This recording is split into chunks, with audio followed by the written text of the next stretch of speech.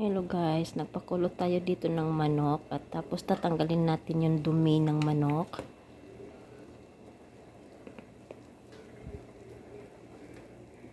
So ngayon malinis na ang manok guys, lagay na natin yung cardamom seeds, bay leaves and cinnamon seed stick. Halo natin guys. At lagyan din natin ng asin. At ihalo natin. Ayan na guys, nagpakulo ako dito ng bigas. Tapos i-drain ko to. Ayan, lagay na natin ang bigas. At tapos lagyan natin ng tubig.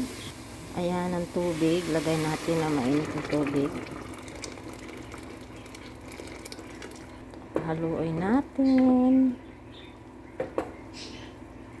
So ayan na guys, wala na siyang tubig. At ilalagay na natin yung sabaw ng manok.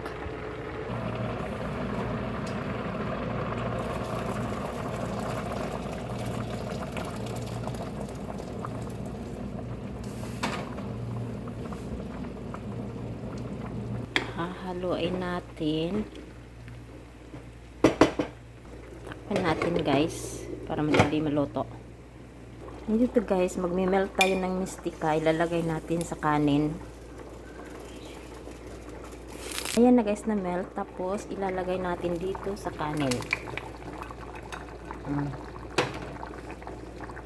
At ihahalo natin.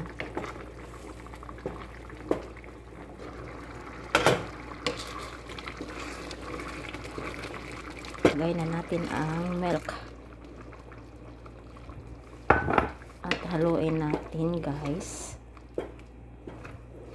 Ang tawag pala nitong linoto ko guys ay salik. So, ayan na guys, luto na ang aking linotong tanghalian. So ayan, ito na ang manok. Mamaya piprituhin na lang yan. Ito na siya. So salamat guys. Thank you for watching. God bless.